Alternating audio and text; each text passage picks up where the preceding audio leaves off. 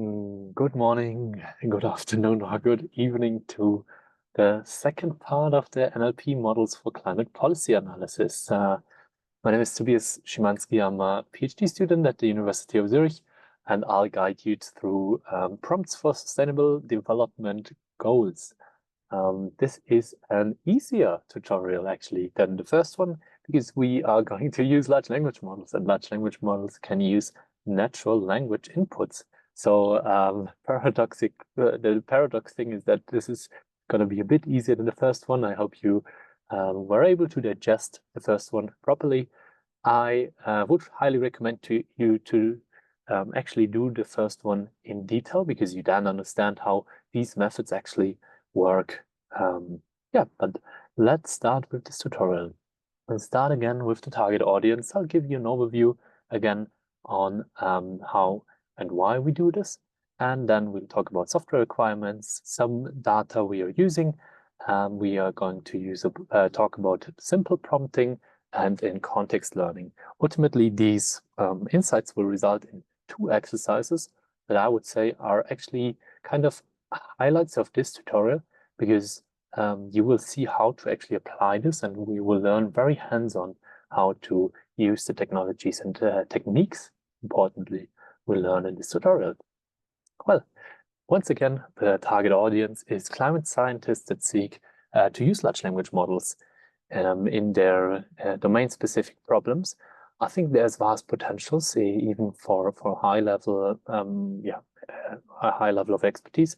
As I said, this is going to be a bit simpler than the first one, which you will understand later. And then I would say that data scientists with prior knowledge in deep learning, maybe also in machine learning, can profit of this tutorial a lot. So why do we talk about it? Why is it relevant? I give you a short motivation for this tutorial, for this very specific example we're using. So there has been this Paris Agreement 2015, and together with this, there have been nationally determined contribution documents, NDCs, that every participating nation should report every 5 years. So what do they want to actually do to reduce their emissions to align with the Paris Agreement?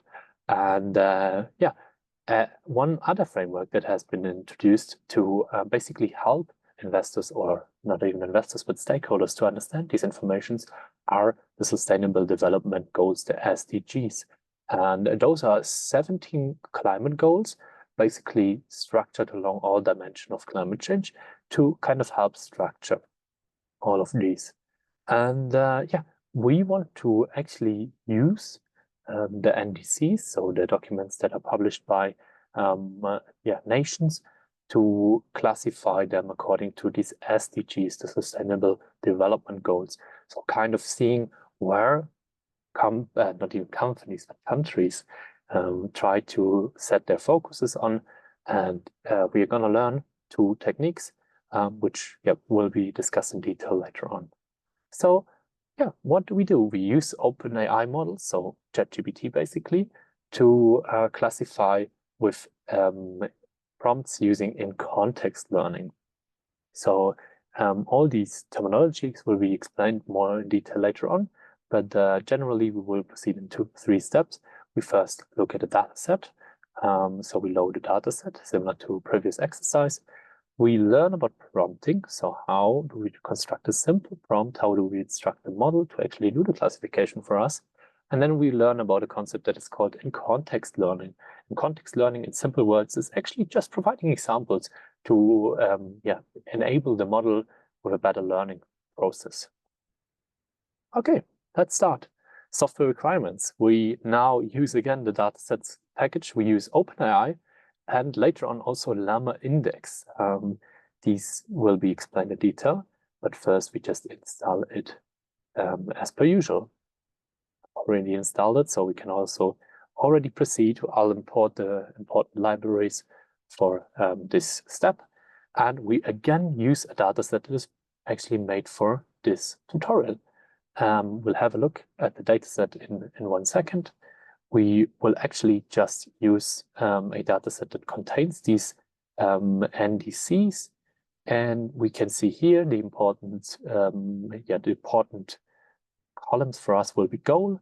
So there are 17 goals, 17 SDGs, Sustainable Development Goals, and there's also text to it. So actually, so the country, Afghanistan in that example, gives a goal for the category 12 and writes the following text to it. Then there's additional classifications like status, sector, response, and so on. We'll not focus on them in this tutorial. Because, as I said, the SDG goal classification is what we want to do here. And to get an impression of what are the SDGs, we can actually look at this graph.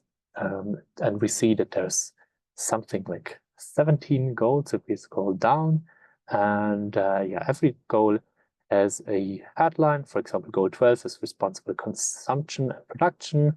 Goal 4 is quality education. And we have gender equality and so on. So a large set of sustainability goals. Yeah, let's look at the data set at hand a bit more in detail. We have this code here. It's like a bit complicated to my eyes, but it should result in simple insights. So you can skip that and just go here. If we again look at, for example, the first entry we've just seen. So we again have this Afghanistan goal with the goal 12 and reduce rural people's dependence on fuel 4, seems like something like that. And then we have these other, for us at this point, irrelevant columns.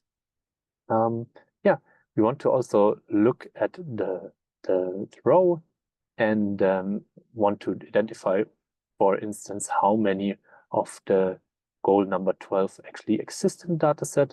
So we first look at how many goals exist in general. We have 17 goals in the dataset, and goal number 12 again has the description of ensure sustainable consumption and production patterns.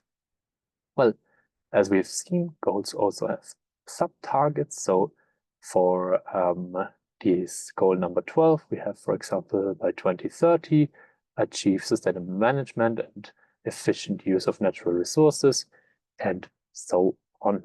This is just for you to understand what the SDGs are.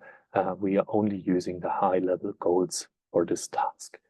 You can obviously have a look at those in detail on your own. Let's just have a look at how many goals appear in general. We can see here, it's not structured, or it's rather structured by frequency. You can see here goal number 12 appears something like 1,000 times in the data set. Goal number 7 seems to be appearing the most, and goal number 16 seems to be appearing the least. Okay. We now want to use prompting to classify the text into the correct SDG goal. So how do we go about it, and what actually is a prompt?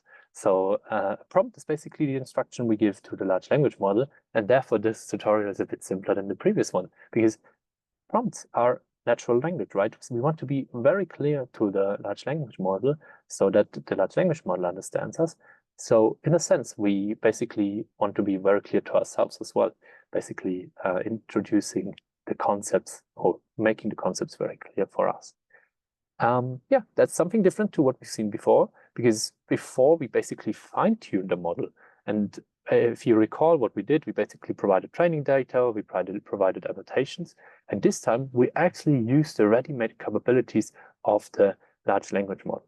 While fine-tuning the large language models is also possible, we go with the already trained state and try to see how good this prompting already is.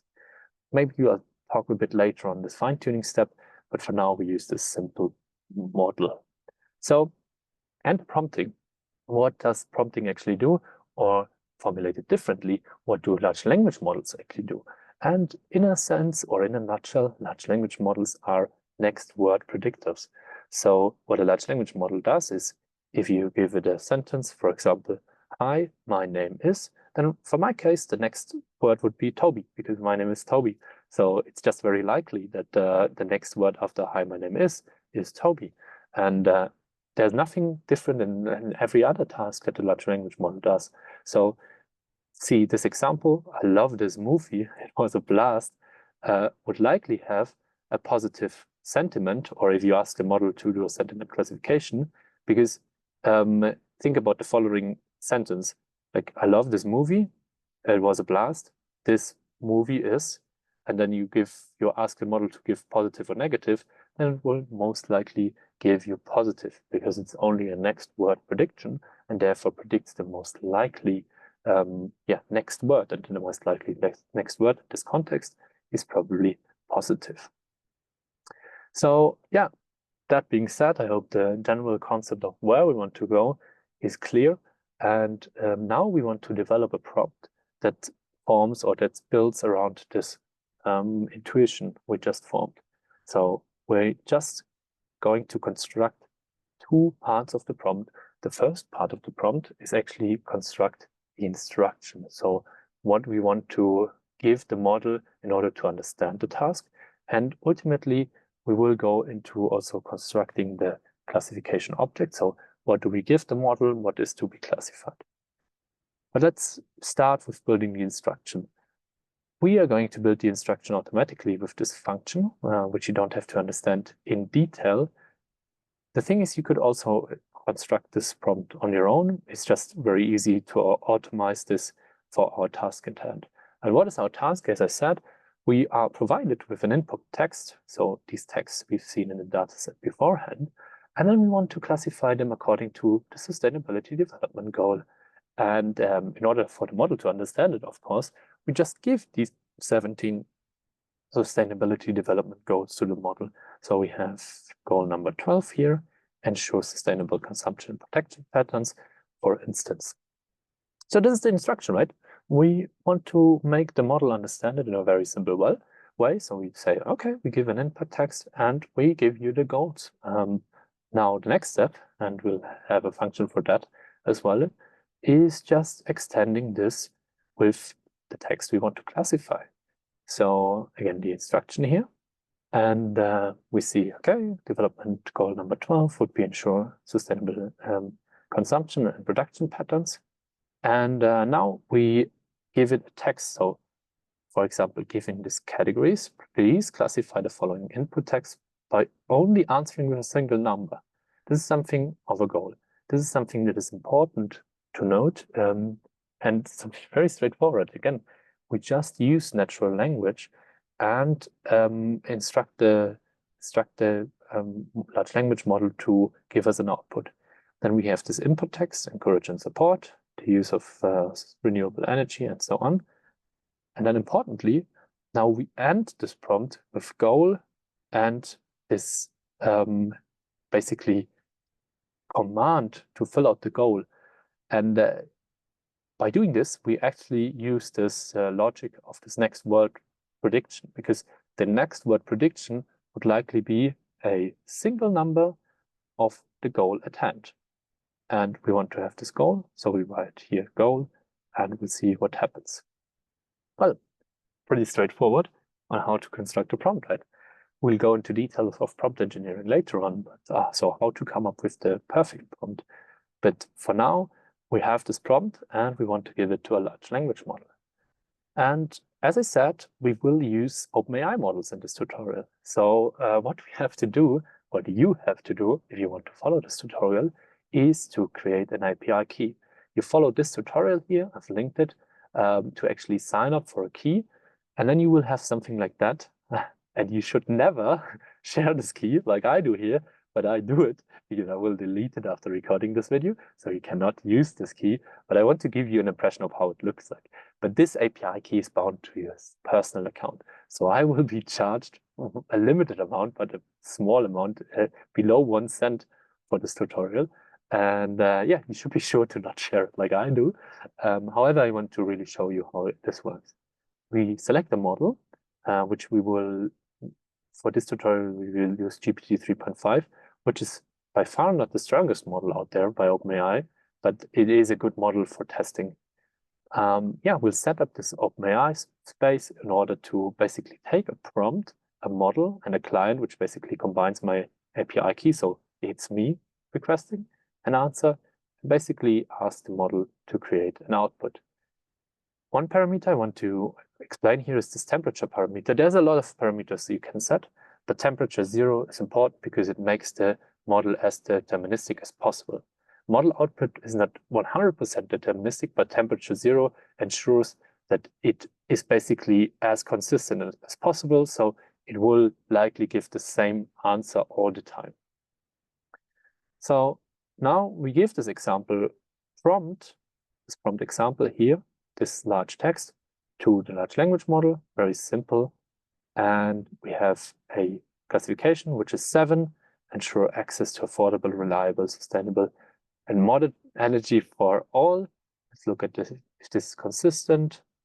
Okay, we have encourage and support the use of renewable energy. Okay, so as far as I would be able to decide on it, I would say, okay, this is a reasonable classification. Okay, we now actually already defined the prompt. This is very nice. Now we want to create a train and a test set, similar to what we have done before. We want to split the data into training and testing in order to ensure that the examples we use for testing afterwards are not seen by the model before. Let's define this function and also define a train and test and eval data set. Okay, maybe coming up at this point, you actually arise with a question, because why do we actually need a train set? We don't train the model, we just prompt the model. However, very important question, of course. However, we use a technique that is called in-context learning.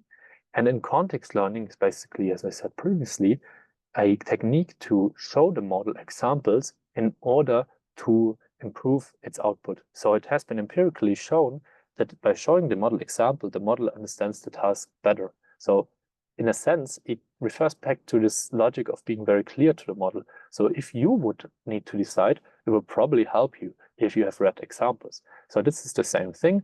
We just want to make sure that the examples that we show the model are not the ones that we actually test the model on. So this is why we split these data sets on. Okay, we write another function to actually include these examples into the prompt. So let's execute on that. And we have, again, the same instruction. We see, okay, you're still provided with an input text. You still want to predict the sustainable development goals. And you still have the categories number 12, ensure, whatever. And now, interestingly, we extend this prompt by a command that says you are also provided with the following examples of classifications. For this input text, for example, we have goal 13. For this, we have goal 7, and so on. We end this list of examples, and we actually repeat the final classification task.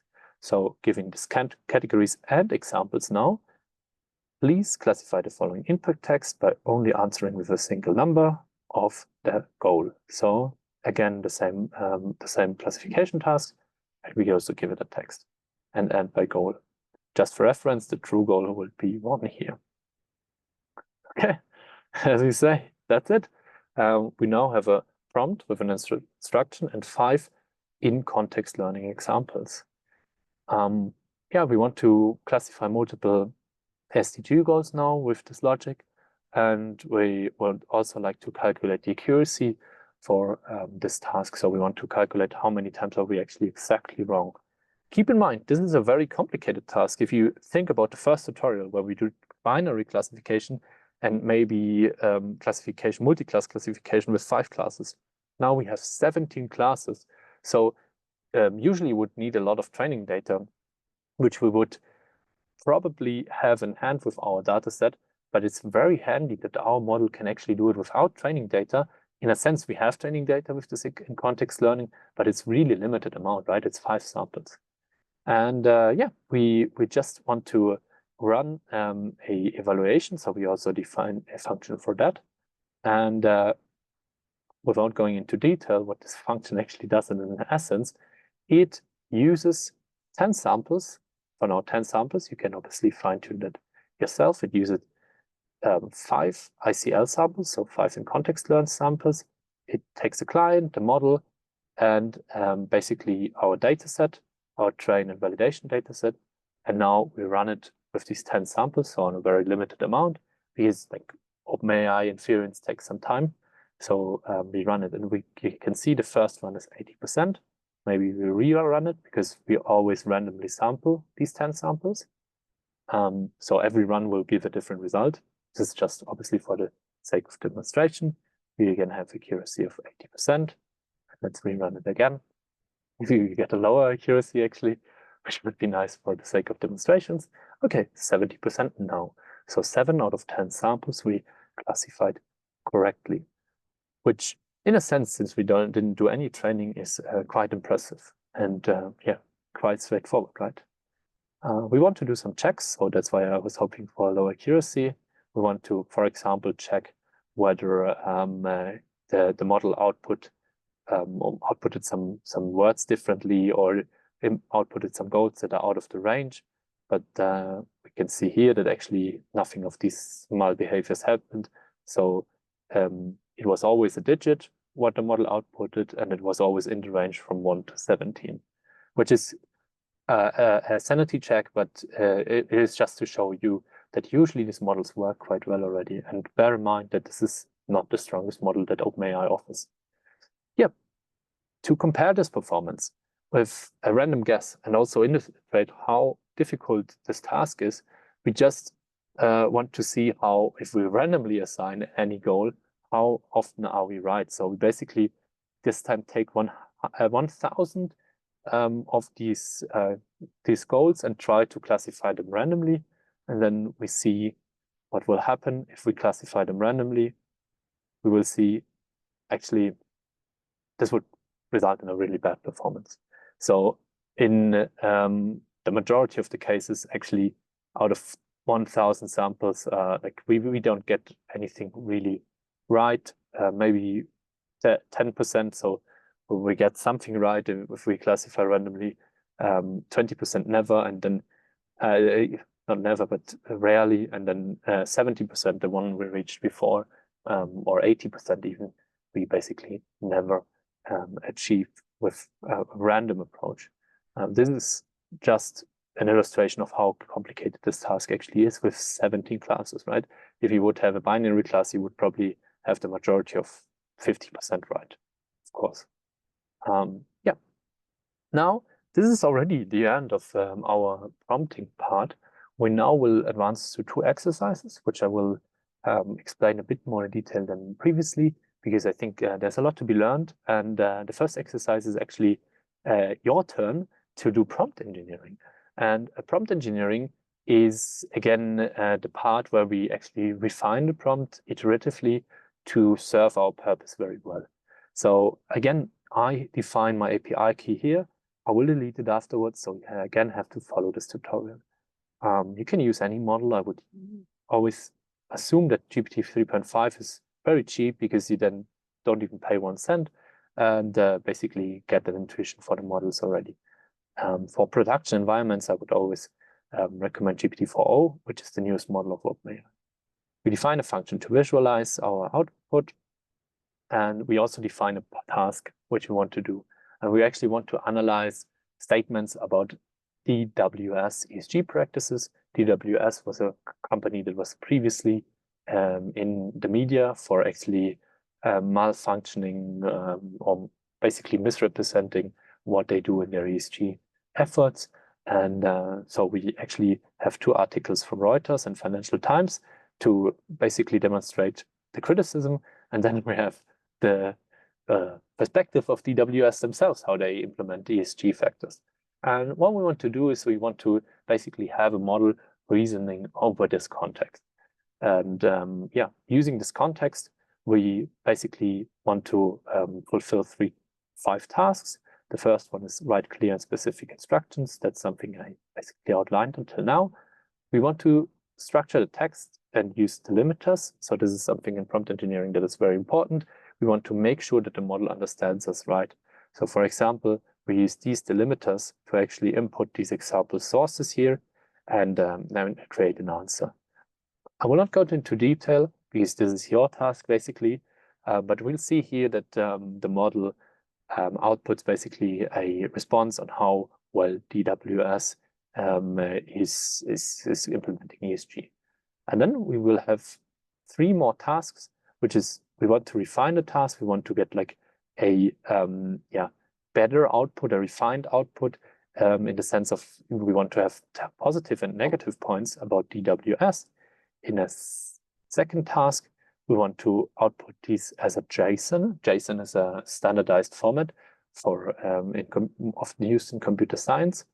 And then we want to use the reasoning capabilities of these models, which is then our third task.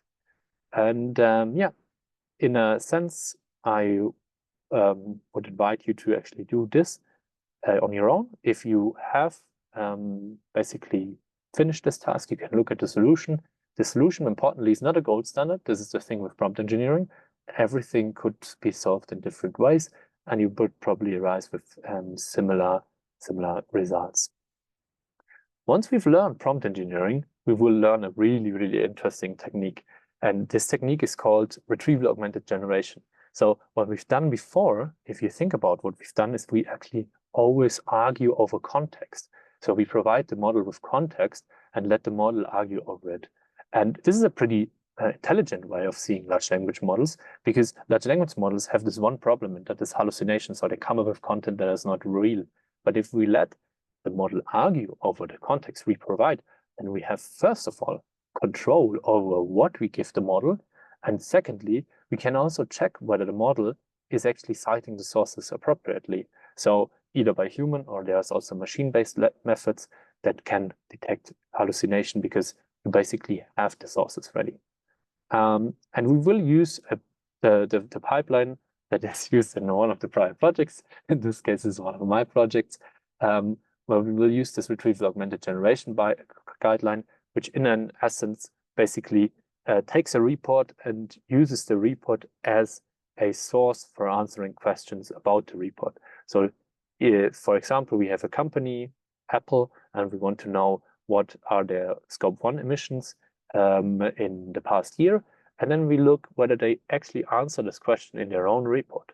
And by citing their own report, we can be at least sure that we cite, or that we have a valid answer, a consistent answer with the communication that Apple provides itself, and not with something the model can make up with its next word prediction. Well, what we're going to do is we're actually going to use the code and the GitHub repository that or rather we used in our previous project.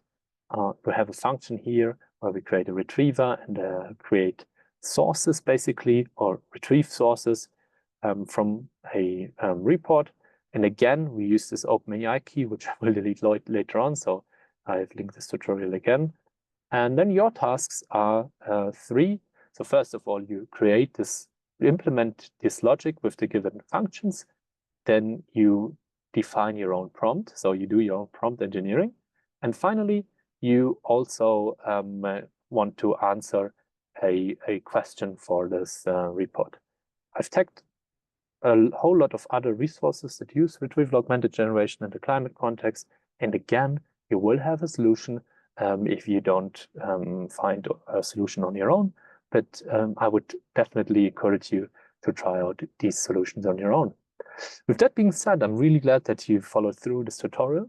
I again hope that it was not too quick and it was a good high-level overview for you to get in deeper. With that being said, I thank you for your attention, and I'll hope to see you anywhere around. Goodbye.